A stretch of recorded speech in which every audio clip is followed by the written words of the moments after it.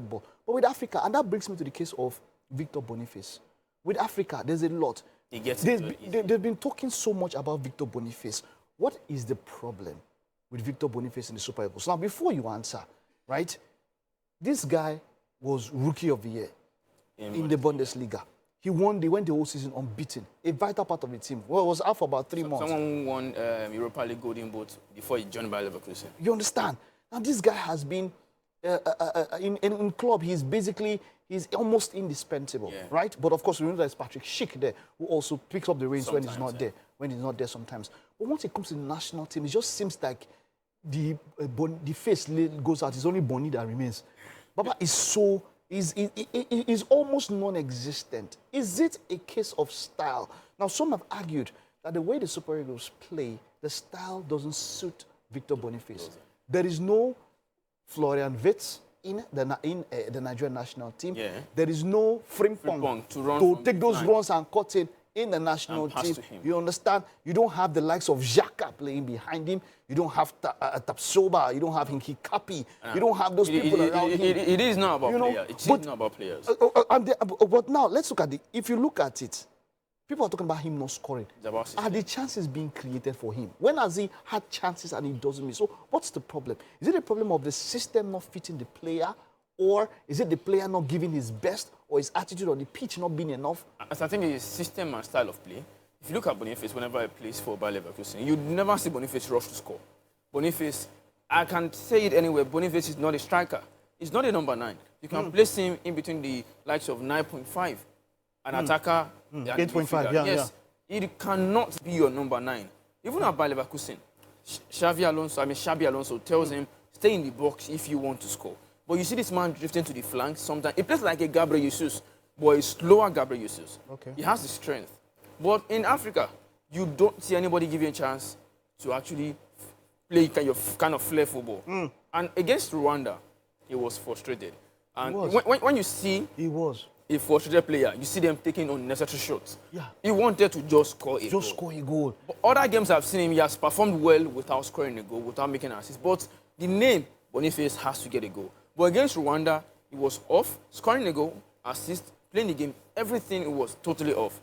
Coach, Austin Eguavon has stood behind the player and said that, look, he trusts Boniface and all of that, but it seems the pressure from the fans. Yeah. I mean, in fact, some people have said that Nigeria asked for a striker. Meanwhile, we got an ex-influencer or we got an online comedian. Boniface knows how to, have fun on social media and, have fun. And then, it's like, but if I say the guy never posts since, it's been a while. No, he hasn't really posted. He has not posted because he has been trending. Victor Boniface has been trending for days, weeks on end after that period. People dropping in defending. But I would go with a lot with what Toyos is saying. I don't think the system that the Super Eagles play fits into what he does. I mean, you hardly see Super Eagles play 6 forward passes.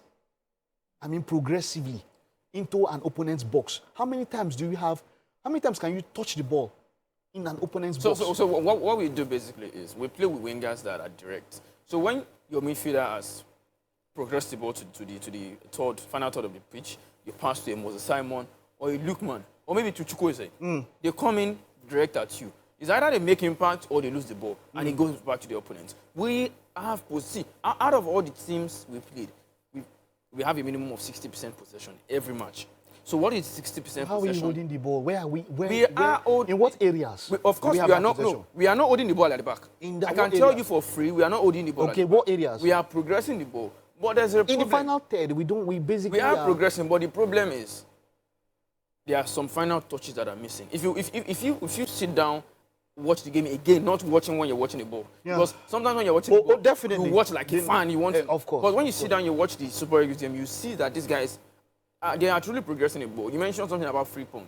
Frimpong's style is to cut into the box, make the pass, but you barely see your liner come into that box. When a liner runs, he passes back to the edge of the box. Forest, you see him go even a bit more. Yes, it is the style of the Super Eagles. So that's where we come in again. I'm saying it's not suited for those players that are given the license to shoot, to score.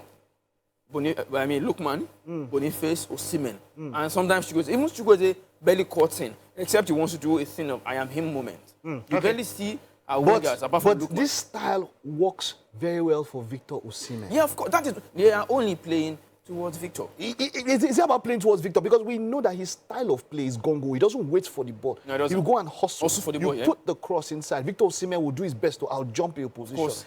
The only difference with Drogba is that maybe Drogba was a little bit bulkier. Yeah. But he has, I mean... Athleticism. The athleticism, they both have given, both of them have even spoken about how similar they are. Yeah. Osimhen has spoken about how Drogba was his influence into, and then he has got into that kind of player. It seems like if Osimhen no day pitch, it need to happen for Super Eagles. So that is where we have to switch our tactics. I'm sorry about... Considering that we have about one of the top, let me say top 5 attacks around in the world. You have a Boniface, top 5. Lookman. If I can push it maybe to top 3. For national teams, sorry. Yes, for national teams. No, national teams, not club side. National teams. Which national team has an 8th place Ballon d'Or, a 14th place Ballon d'Or, both of them winners of players of the association. So if you're looking at the UEFA, you're looking at the past UEFA player of the year and the next one coming in. You understand? And then you have another one like a Boniface inside. You have a Chukwueze, you have a Moses Simon, you still have a Cyril Dessas. You still have see, when it comes to forward, we are stacked. Even midfield these days, we are already getting stacked. Iwobi is in the form of his life. You have Wilfred Inidi strutting his stuff. You have Rafael Onyedika. See, to be honest, this is the best generation since a very long time. But we don't want to waste these guys like Belgium did waste theirs.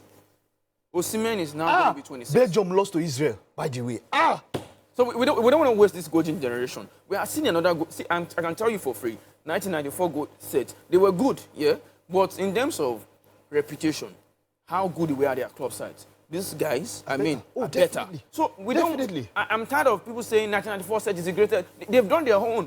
But as a team. As a team, yeah, of course. They have. They are. But this 2022.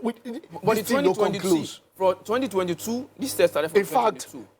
From their 2022 set, I can tell you for free, if they come and play as a team, they have a coach that can actually switch tactics mid-game.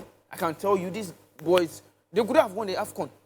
And they would have matched what the 1994 set did. They would have won, apart from the fact that they would be 5th in the world. They would have won the AFCON. Okay. All right, there's quite a lot that we have to discuss. And, of course, Toyo is always the perfect person when it comes to Nigerian football. His passion does shine through.